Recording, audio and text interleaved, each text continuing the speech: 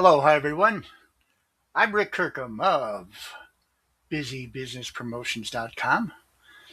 And today I want to talk about basic SEO and sales mistakes I constantly see by me, of course, SEO and sales psychology expert J. Richard Kirkham. And I'm going to keep this the same size today. And as most of you know, by the way, I will often ad lib. I'm not just going to read this article, but I'm going to put in my own thoughts. But when I'm not working for my SEO and sales enhancement clients, I help business owners, website designers, and SaaS founders in a forum called Reddit. SaaS stands for Software as a Service. Now, these are some of the smartest people I've ever met, but they're really terrible at selling and SEO. So I'm also going to add Shopify subreddit to this group.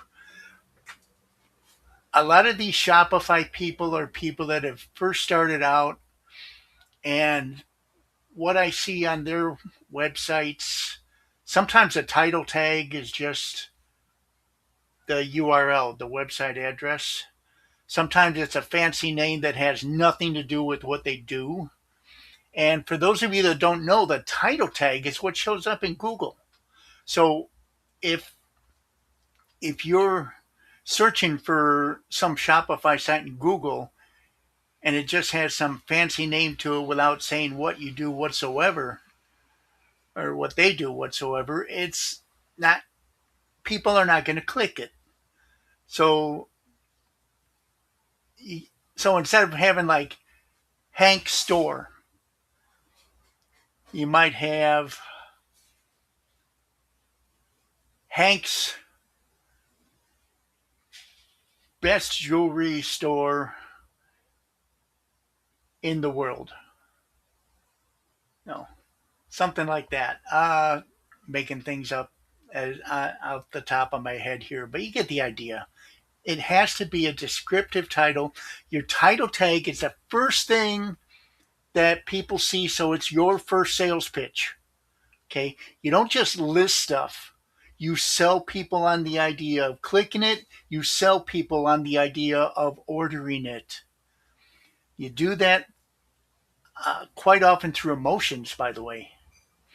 Anyway, let me get back to this. I see so many of the same mistakes over and over, I decided to write this SEO and sales help article. This might actually help save me some time in writing the same stuff over and over again as I see the same SEO and sales mistakes. Okay, title tags. I just talked about those, title tags and sales. Whether you're developing a website by hand or, as I do, or using a WYSIWYG editor. WYSIWYG stands for what you see is what you get, by the way. You, those are like in Wix and WordPress and stuff like that. You have to have a title and you have to have title tags. Unfortunately, what I see often is like I said, the website address or the name of the product, and that's it. I'm going to move this over to the middle here because that way, if I decide to look at myself, I'm actually looking at you. Now, what many people don't realize is these title tags are what shows up in search engines such as Google and Bing.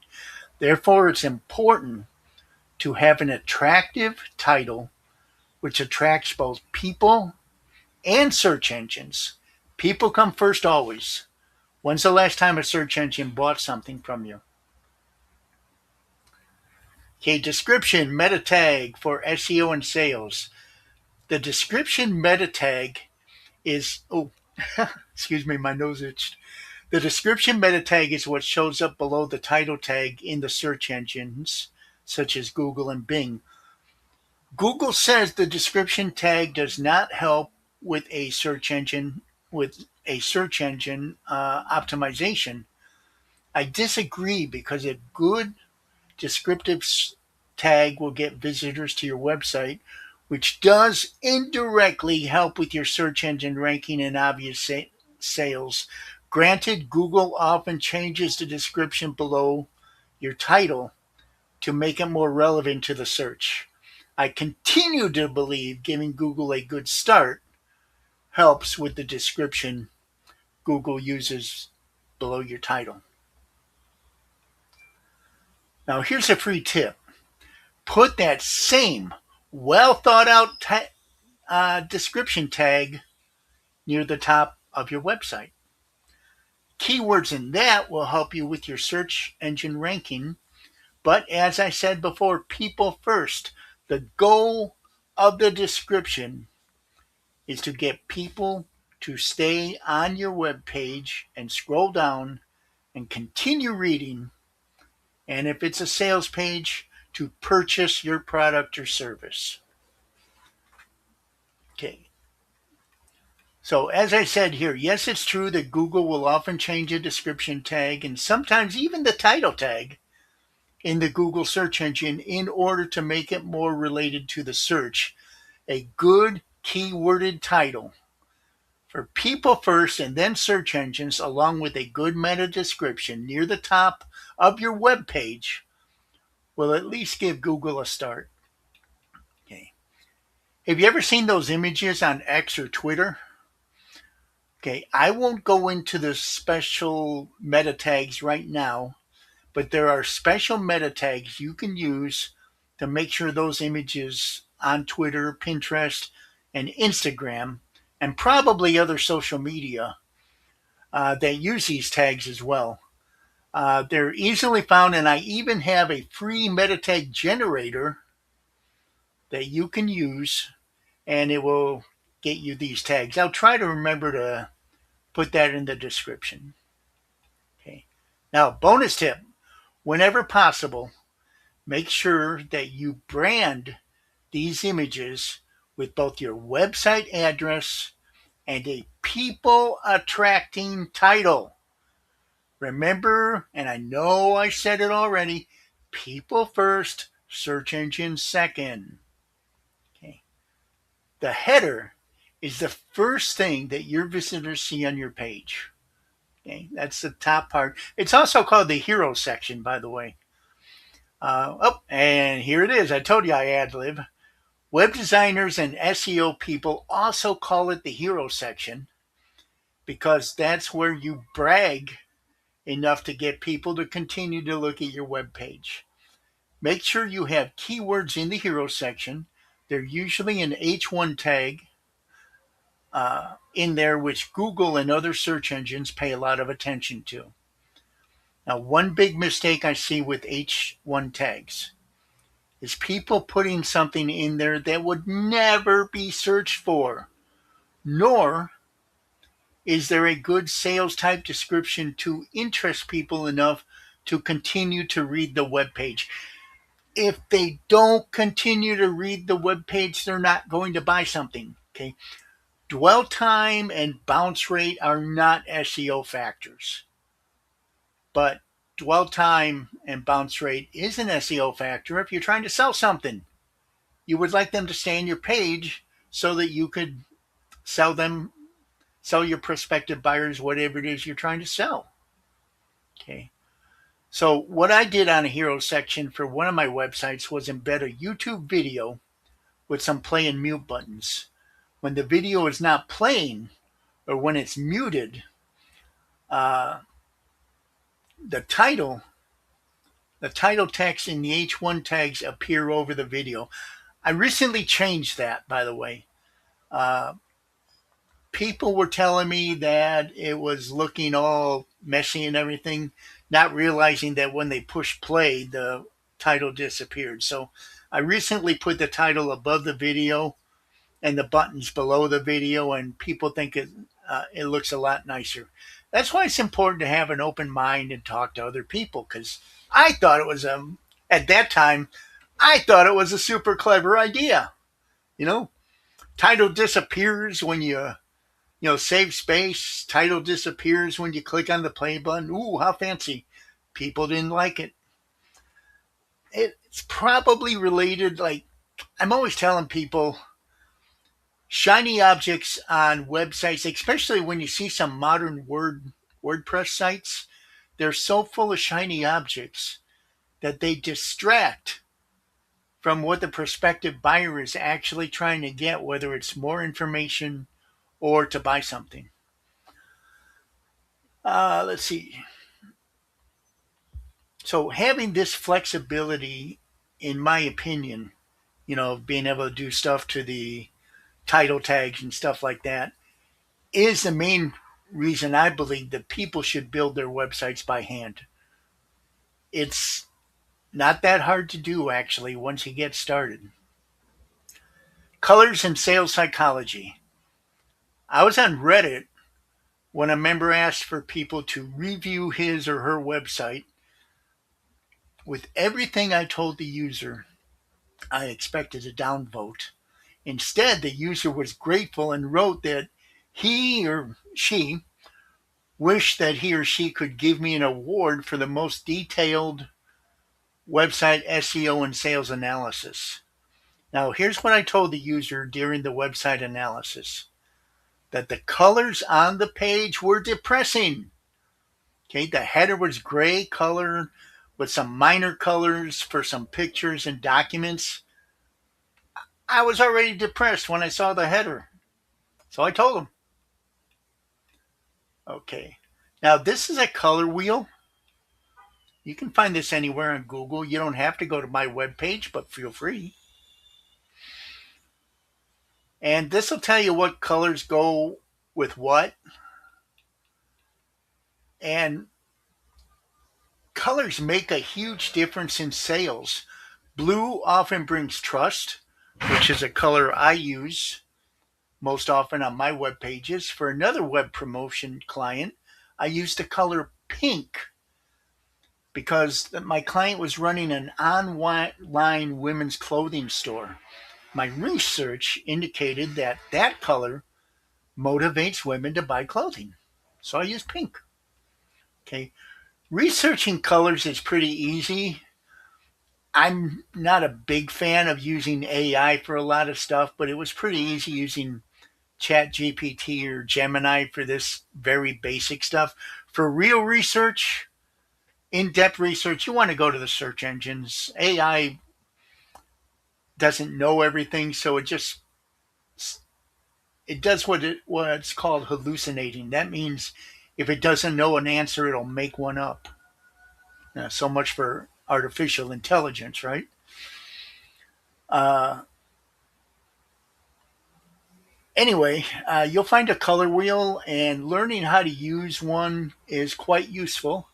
I used to really suck at colors, and I've actually gotten better at it using the color wheel, and even asking AI what color would go with what. Now, content is not king. Okay, all the content marketers are now commenting on this video. Content is not king for SEO, but it is to increase sales. All of the Content King cult members just stopped reading this SEO and sales help article. But think about it. How the heck can any piece of software determine if anything is good or bad? Google only uses content for relevance. And be careful. Um, Once again, I'm ad-libbing here, but be careful.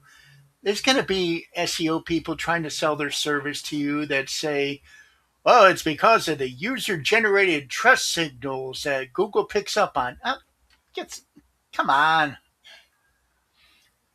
In order to rank in Google, you need keyword relevance, uh, relevant authority, which is primarily backlinks from other web pages with your keywords in there as anchor text. Anchor text is the words that are inside the link where people click on it. You need to have some content on your page. It doesn't have to be good or bad. And you have to avoid Google penalties. Don't worry about Google penalties, they're really hard to get. People will tell you all kinds of made up penalties like duplicate content penalties. There's no such thing. It's, anyway, actually, if you hire me, we can avoid all that, right? Um, Now, that said, I've seen some really bad websites in terms of sales. I hate to say it, but especially from the SaaS subreddit group, and I'm going to now say from the Shopify subreddit group. I believe a lot of software engineers and founders have a different mindset than people such as myself who started out with a sales background. Okay. Now, some very basic sales tips to increase sales, waitlist signups, and subscribers. First, empty your mind. Pretend you've never seen your web page before. Start with your title tag. That's what Google, Bing, and other search engines use for your title when people search. Yes, Google changes your title sometimes to make it more relevant to the search, but you have to give people and the search engines a start. So, does your title make you want to find out more about what you offer? If not, well, start by talking to me. Your latest widget to save you time and make more money online.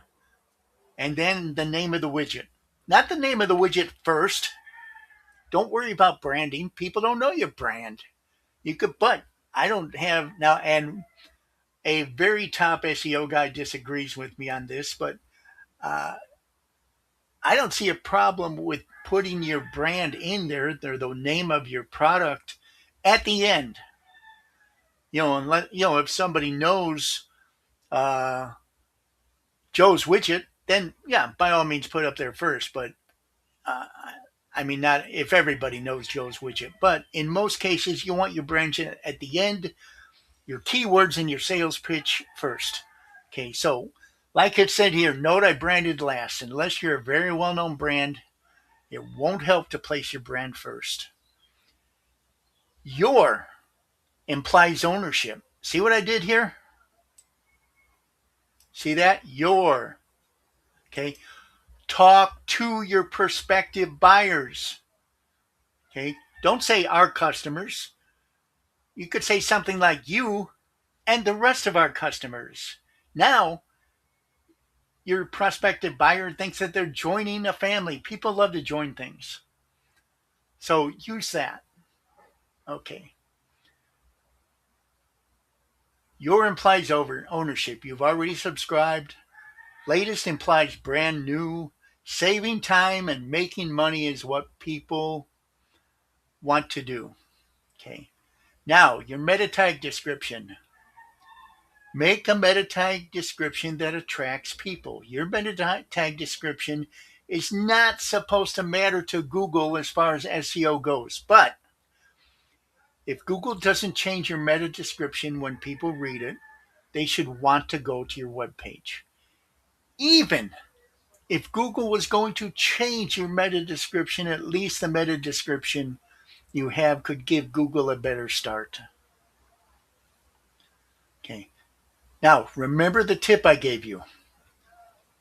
Take that good meta description. Make sure there's keywords in it because you should put that meta description near the top of your web page as well, either in or below your header. Stop making your web page about you. Make it about your prospective buyer. What benefits do they get? It's not about you. It's what your prospective buyer gets. What benefits your prospective buyer gets from your product or service. So take every instance of I or we and change that sentence so it has the word you.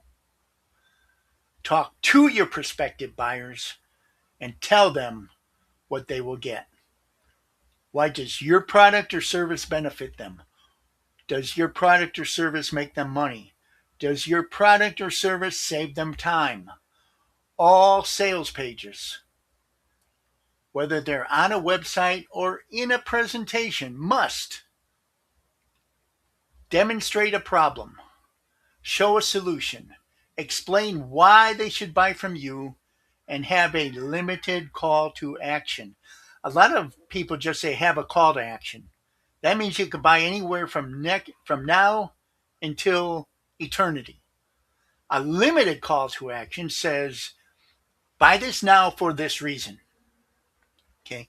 And you've seen them on commercials. TV commercials are great sales trainers. Uh, Buy now, supplies are limited, offer expires on such a date, blah, blah, blah. You get the idea. Follow these very basic steps for SEO and sales, and you'll be on the way to making money online and increasing sales for your business. Be sure to read my very in-depth article on basic sales techniques. Now, what's the number one thing that people make a mistake in SEO and sales? Why, they don't hire me, of course. So visit my website, Busy Business Promotions. I have just a few slots open to help more people. That in itself, that's true, but that in itself is also a sales technique. You're telling people you're making a limited call to action. I'm making a limited call to action when I say that, right? I have just a few slots left. Okay, now, in the subconscious or conscious mind of the prospective buyer, oh, I better get signed up now. Okay, that's an example of a limited call to action. I also have an hourly rate for editing and copying sales pages. You can take advantage of this opportunity now. Feel free to email me if you're not ready to get started right away to increase your search engine ranking and traffic to your website and increase your sales. So that's it. Best of luck on your business, and God bless you.